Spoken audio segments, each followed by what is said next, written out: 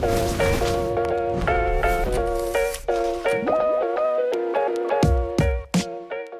everybody, and welcome to another episode of the Ad Project Podcast. As always, I'm your host, Joe Shellard from Ad Advance, and today I am joined by Mr. Jeremy Bugbee.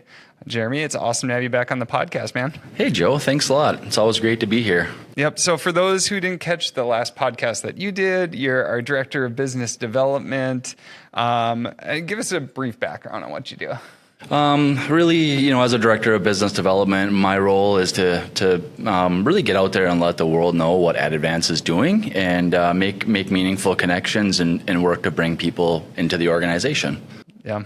So Jeremy started as an account manager, as pretty much everybody does here at Ad Advance, along with Matt and I. And so really got that experience. And now he's one of the faces you typically see at conferences and stuff like that. Yeah. Really enjoy going to conferences and most importantly, just making connections with people. Yeah. So Jeremy, I've tried to convince him to have another child that he could name Buzz, and it would be Buzz Bugbee. Buzz Bugbee. Yeah. My wife's against it. That was like when Kylie was having a baby, and I tried to convince her to name her boy Adam Vance, because it sounds like Ad Advance. Adam Vance. Yep. That didn't go well either. Hey, these are good suggestions, but it's hard to get the significant other to buy in completely. Yeah, these are where my mind goes on a Friday afternoon, which is when we're recording this episode. So for this episode, what we really wanted to cover is Jeremy gets to talk with a lot of prospective clients coming in. And some are really good fits for our agency. Others, there's a lot of other options that are out there. And so what we wanted to cover, especially as we're going into Q4 and people are looking around for different options, is like, what are some key questions that we should be asking of agencies when we're looking out? Should we be going with more of a full service offering versus like specific to like listing optimization and advertising? Just really all those key pieces that we want to take into account. So that's kind of the core thing that we wanted to cover for this podcast, is really what are some questions that we should be asking, and are there any potential red flags we should be looking out for? Yeah. So as you get into the calls, like what's some typical questions that you usually get? A lot of people are very curious to know how we're structured. One of the major things that people want to know is, are we managing hands-on exclusively? Is there some tech involved? Is it tech only? And so people are really curious to know, what is the full approach? And they're very curious to know. A lot of people are very curious to know about tech nowadays, for sure. Yeah. So when you're looking at that, I mean, this is a great spot to start to when you're asking, like, what do I truly need? What am I really looking for? So if you're really hands-on with your advertising and would have a tough time giving it up, we talk with some folks that are like that, and for them, our offering, which is full service advertising, is probably not going to be the best option. And in those instances, there's a lot of great software that's out there. And so I think one common question would be to ask yourself internally, like, what am I truly looking for? Am I trying to save a bunch of time and just totally hand this off? Or the other option is, do I want to continually have control? Yeah, but I want extra tools for that. Yeah, and you're right. Some people, their advertising, their brand, their products are very near and dear to their heart, and these are their babies, and they sometimes have a hard time letting control. And like Joe mentioned, there's some really great softwares out there that can allow people to self-manage. And as a fully managed service, we just want to make sure that they're willing and able to relinquish that control of the actual execution of strategy. Sure. Yeah, so there's definitely some pros and cons with both of these options. So the pro of managing yourself and using tech is it's always going to be hard to replicate someone that knows as much of the product as you do. If you're creating it, you're building the brand and everything else like that. And so that's a pro of using tech and managing yourself, is that you've got full control. There's not those communication barriers between the different areas and everything else like that. On the same aspect, I guess the opposite side is that at the same time, like when you reach out to folks like us, we just focus on the advertising. And there is so much to manage there. I can't imagine as a seller trying to manage everything right now. Like when I started as a seller in 2014, 2015 timeframe, like the world was a lot easier on the Amazon side. And so that's one of the downfalls, is that trying to manage too many things as a small business owner, as a medium or a large business owner, it can get increasingly difficult, and finding those experts in each of those niches can definitely be beneficial. For sure. Yeah, no, I agree with you. Another thing that comes up a lot is if you're using software to manage it, people are saying, hey, at Advance, if you're using software, is it a set it and forget it scenario? And I think that's a big concern for a lot of people. They don't like the idea of us taking over full account management and then just plugging them into a software and letting it run unencumbered, which is wholeheartedly not who we are. But that is a question that I hear often as well. Sure. Yeah. And so again, there's a good time for like automation, and there are some good tools out there for like full automation if that's what you're looking for. So there's some software that you can plug in and you can put in your ACOS targets, and it's going to fully automate bids, keyword funnel structures, all that good stuff. And if your account is really well established and mature and there's not a lot of moves that are being made, like this can be a good option. And it definitely does fit some different scenarios. What we find more often, and again, we're a little bit biased just because of our structure, is that having that tech and person interaction, you get the tech to do a lot of the heavy lifting, but there's a lot of the strategic pieces that need to be implemented. And the other key piece that we see is that this world is constantly changing, and the Amazon advertising features and how they operate and everything else, it's constantly changing. So that's where we see the benefits of the people along with the software. But that being said, for some folks, just being able to plug in their advertising for a fully automated solution can be a great option. I would say I would just consider that more if my product's really established, and just kind of chugging along versus major moves that are happening. Exactly. Yeah. The complexity of the account, where you're at in the life cycle, those are all major factors and all that as well. Yep. Another big question that I get, Joe, is, and something that people should definitely be looking out for is how you're going to communicate with your agency and your account manager. Obviously in today's world, there's so many ways to communicate between, email and Slack and Teams and picking up the old school, picking up the phone, text messages, things like that. So one thing that people should know is, how are we going to interact with our agency? Sure. And one thing that I can say to that is that, with so many options out there, we've really had to kind of try to standardize that, right? And we've found that email works really well for us, and part of that is because within our software system, we've built out the ticketing system that we have. Sure. And that really helps make sure that things aren't, slipping through the cracks, sitting in people's inboxes, not getting attention and things like that. The tickets are monitored by the whole team. But, you would just want to make sure that you're finding a means of communication that works for you and the agency that you're working with. Yep. And so many people do it many different ways. Like we have, over time, we've had to standardize it a bit more. And really the key reason for that is to make sure that we're not missing anything. And so, there was a time where we were on many different communication channels. And what would happen is that we just didn't have the systems in place to make sure that we weren't missing anything there.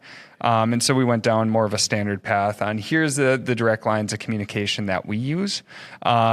And so I think it's a great question when you're talking to different agencies, when you're reaching out for different people on your team, what's the communication channels that are going to work best for you?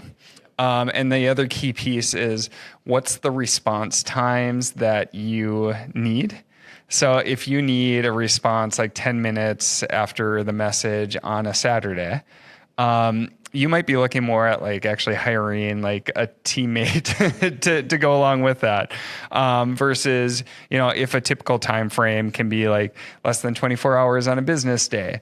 Like there's different areas where you need to take a look and say, like, for 99% of the advertising items that come up, they don't need to be immediately changed. And we do have communication methods for those urgent like requests.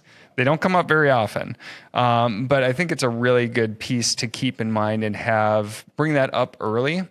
Is what's the communication look like? What's the channels look like? How frequent are the touch bases? Everything else like that, and just make sure that you're on the same page as the person or the team that you're looking to bring on, since that can lead to issues down the road if expectations aren't set. So that's a key piece that we focus on very early on in the conversation. Yeah, and I agree with you. And you actually kind of segued into the other ones that I had here is really how frequently can I expect updates? And I think that's really subjective, depending on the client's needs, how maybe big or how small they are, how complex or how simple, their portfolio is, and really what they need, right? So I think from the seller standpoint, it's really subjective to what you need. I think for us, the thing is that we want to make sure that we're providing updates in a meaningful manner where we have data, good meaningful data to discuss and share with you. It gets to the point where if you're giving updates, very frequently, and even that's subjective, but you just want to make sure they have good, meaningful data to discuss when you're giving those updates. Yep. Yeah. So when we're looking at we have many different ways of touch bases. So whether it's our reporting, our client dashboard, we have custom reports that can be sent out. So there's the data updates. There's the feature updates and different things like that we try to provide on a very timely basis. Then there's the calls that we have scheduled with different clients and making sure we've got calls scheduled on a frequent basis. And then all the email updates that go along with that and product updates and everything else like that. Again, what I would really stress is focusing on all right, how's communication on the performance of my account? As we're making these changes and these updates, when can I expect that next update on how performance is going? How are these changes being rolled out? If new things get launched on Amazon, how quickly can I expect that these are going to get implemented in my account? These are all core questions to ask. And even going back to different product launches, say Amazon Marketing Stream, how long did that take you to implement for your clients? Or are you using this right now? All of those questions can be really helpful too, because it'll help you gauge responsiveness overall. But then how quickly can you move into new features or updates with your provider? Because what we found is the quicker you can move in, that's when there's going to be the least amount of competition and the biggest benefit for you. Yeah, for sure. Yeah, no, that's awesome. And you're actually touching on multiple, of these conversation pieces that I have. I'll share this one with you too. Something that I hear often from a lot of people that are in e-commerce in general is that it's continuously evolving. And how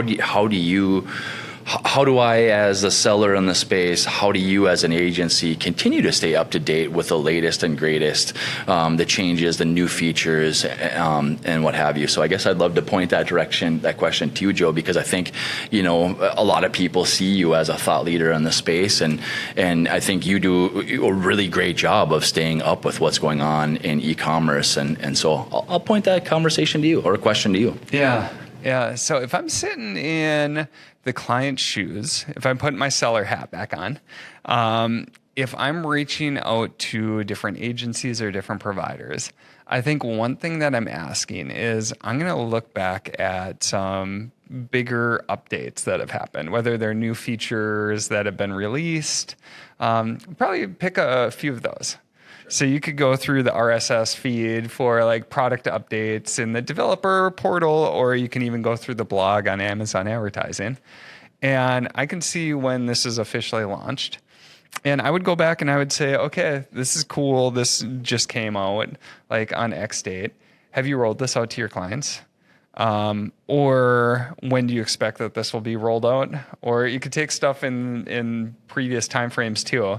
And so you can get an idea on their responsiveness to getting new updates. Another key piece that's always great to ask for is like, hey, can you send me other areas where you guys have been featured? Or like you want to establish a certain credibility with your agency that, they are truly up to speed. And like one thing that I found can be really valuable when engaging with these agencies is like, all right, looking to the channel and then seeing, are they an advanced partner? Or have they been featured by Amazon or Google or Facebook or whoever it is? Like, the channels themselves are going to know who their really valued partners are, and they're usually going to feature them too. So just asking like, where throughout media or other events or different things like that, have you been featured? It really helps you gauge the thought leadership, but also the expertise on those individual channels. So you could focus on new features like we had talked about, or you can find tell me other areas, or if they're active on social media or LinkedIn or different things like that, can you send me some articles where you thought that what you put out was really cool? So just trying to get some more information on externally to what's in the sales pitch, like what can you truly provide that demonstrates that level of credibility and thought leadership? Yeah, no, and that's great. And I think we do a nice job of that. Like you mentioned, we do send out a lot of updates to all of our clients, but then we also, when there's new features or new things rolling out, we also share that with updates with our clients. And I think that's really important stuff because you want to know that you're up with the latest and greatest. And at the end of the day, these new features present an opportunity for you to get a competitive advantage against your competition if you can be an early adopter. So that's why it's so important for us to make sure that our clients are up with the latest and greatest developments. Sure. I think another fun thing too is like if I'm hopping on a sales call, and it's fun after being in this position now and working with our sales team and everything else like that. Like anytime I take a sales call now, I take a step back and kind of analyze how it went. Like if I can leave that sales call and I learn new things, I'm feeling really good about it. And so I think that's another key piece is like, did that person or that agency, did they introduce new ideas? Did they challenge or push you a bit? Or did they feel like it was just a bunch of yeses to whatever you asked for? And so I would really be looking for somebody like, if you're hiring that person on, like you want them to be pushing you and you don't want to be pushing them. And if you feel like it's the other way around, we're kind of having to push them and then they're just the executor, like that can be good in some situations where you're just looking to hand it off. But if you're really looking for that next level of expertise, I feel like I should be leaving that call with new information and new ideas. And that's a great point. A lot of people that I'm speaking with are looking for exactly that. They want a strategic partner that really aligns well with their goals and objectives and understands what they're looking for, and then can come to the table with strategy to try to drive towards those goals and objectives. And something that we do, and I think we're really good at, is we're not necessarily yes people, right? What we're going to do is we're going to look out for our clients' best interests. And if our clients want to do something that is not going to align well with their goals and objectives, we're going to have that open and transparent conversation with them. But I think just making sure that you're strategically aligned and that you're not getting somebody that's just going to be an order taker and do everything you want them to do. There's some level of that. You're going to want that, right? You're hiring people to do a job for you. But at the end of the day, you want a partner that's going to help drive towards your goals and objectives. Sure. So one other question that we get quite a bit is folks who they're running out of time and they're looking for help. And so there's two different options that you can do. So there's a full service agency. So not just ads, but managing listings and customer service and different things like that, along with advertising, or finding individual companies to do each or people. And there's definitely pros and cons to both. I don't know. Maybe you want to walk through some of the pros and cons for each option? For sure. with a full service agency, right, one of the major pros is that you have everything housed under one roof, and oftentimes you have a single point of contact, and so it's really one relationship to manage, and so that's really nice, and sometimes what we see is that it's a little bit difficult to be experts in all of the things that come with a full service management, because there's a lot of different skill sets that are involved, right? From, managing and optimizing listings and creative content is much different than, managing the advertising or the PPC. There's pros where, it's very beneficial to have everything under one roof, have one point of contact, all the things I mentioned there. But some things that we occasionally see is that there's some gaps in proficiency in some places. It's not always the case, but sometimes what we run into. And now on the other side of that, when you work with, experts that have a narrow focus, they go deep, like us, for example, there's a lot we don't do. We are very laser focused on being experts at the advertising. And we really take pride in the fact that we go deep there, and we, analyze a ton of data, and we really are strategy drivers. But there's a lot that we don't do. And so, what we've done as an agency is went out and made a ton of partnerships with third-party agencies and third-party partners that do all the things that we don't do. But then, there's potential there that people are managing two relationships. Sure. Pricing can get a little complicated there as well. Yeah.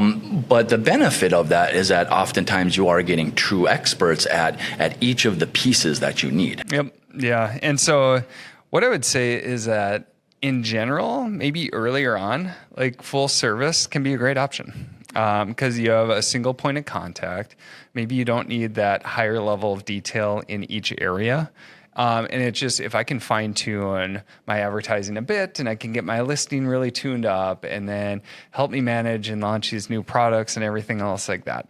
Like, that's where managing the whole area under one house, it can be a great option. And usually it's going to be cheaper. And another key benefit is that you just have that single point of contact, so you don't have the barriers of communication between the different teams.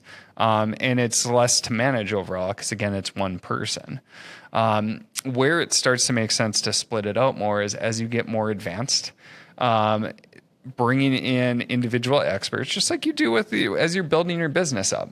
Like, you start as a generalist, and then over time you start to develop some key skill sets, or you bring in those people with those individual skill sets as you need more advanced action. And so that at that point, once you get there and you're starting to spend more on your advertising, and there's more listings to optimize, and all right, if I can bring in the right expert to fine tune my listings even a little bit better and improve my conversion rate, and then I can bring in those advertising experts to make sure that I've got all my right strategies set up, I'm utilizing everything, blah, blah, blah, on the ad side, like, that's where it can really help pay off. But there's pros and cons to each. And so what I would really do is take a step back and consider, like, do I need like the super advanced strategies for these areas? If yes, awesome. And I would probably pick apart different pieces so you're finding individual experts. If the answer is no, then a full service agency can be great, and you can grow into that next step. So there's no like right answer for everybody. The key thing is just finding the right solution for you at the right time. Right. And I agree with that wholeheartedly. We see time and time again that people are really just looking to take their advertising strategy kind of to that next level. And sometimes what they'll do is they'll just peel off the advertising piece and say, hey, I'm going to let you guys manage everything else, but I'm going to go to a single agency that is really laser focused on the advertising and allow them to take over the advertising piece to try to take that advertising strategy to that next level. Yeah. So last piece is like rate structure. Sure. So I kind of walk through the different options there and what people should be looking for, the questions that they should be asking. Yeah. Rate structure is very subjective to, what works for you. And there's a plethora of options out there. Us, for example, we do offer variable rate structures, which include a percentage of spend, or percentage of ad sales, a percentage of ad sales growth. We obviously, we have fixed rate options as well. So there's a number of pricing options, but you really got to find a solution that works best for you. We have some opinions where there's a time and a place for certain rate structures, and one piece that's always controversial or a topic of conversation is a percent of spend model, right? For some platforms and for some people that works really well. If we focus in on Amazon PPC, a concern that I have is that increasing your ad spend doesn't always equate to improved performance, and so is a percentage of ad spend, does that make sense? And again, for some sellers, some different sizes of sellers, that makes sense. And so really you just got to think, okay, where am I at? What size of a company do I have? And what kind of rate structure works for me and my business? And then you got to try to work with an agency that's going to align with you there. Yep. Yeah. And so what we found is that some people really like fixed fees. And so we can set up rate structures like that. And fixed fees are great if your business is pretty steady throughout the year. You just know what to expect. There's not going to be that variable portion. There's other people that really like the variable side. And the key reason is that, all right, percent of spend is usually going to ramp up when my product's in season. So say if it's very seasonal, and that from a cash flow perspective is going to work a lot better because then I can pay less in management fees when I'm not getting as many sales. And then once sales ramp up, all right, I'm going to be paying more. But that makes sense too.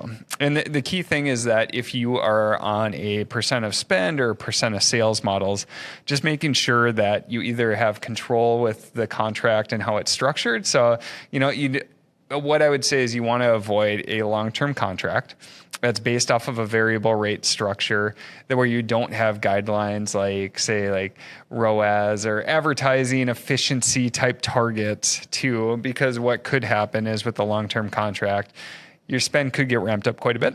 And at the same time, now I'm paying more, but am I truly getting the business results? You just want to avoid situations where incentives are not aligned. Hopefully you have a very transparent partner, which is going to value the relationship over the immediate upside. But unfortunately, we have heard of cases where that has not been the case. And so just making sure that you've got very transparent objectives, either a budget set or different things like that.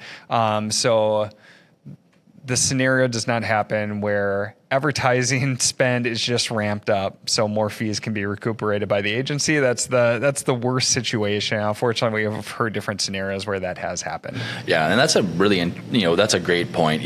Not getting yourself locked into a long-term commitment with a variable rate structure, especially on a percent of spend, because like Joel, you alluded to here, things can really ramp up and not be in your best interest. And if you're locked into a long-term contract, you may not have a way out of that situation. So yeah. And so if you do, and we have clients that do choose to take that option, but we've developed a really good relationship with them, and we're looking out for their long-term interests.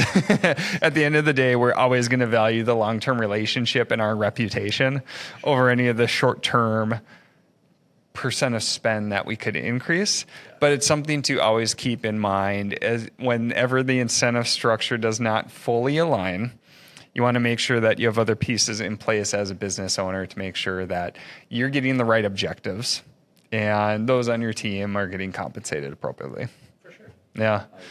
So, Jeremy, this was a really good overview on some key questions. Hope those listening really got some good questions to ask and know what to look for. If people want to reach out and talk to you, where should they go? Yeah, you can feel free to reach out directly to me. My email address is quite simply Jeremy, Jeremy, @adadvance.com. Otherwise, you can connect with us right on our website at adadvance.com.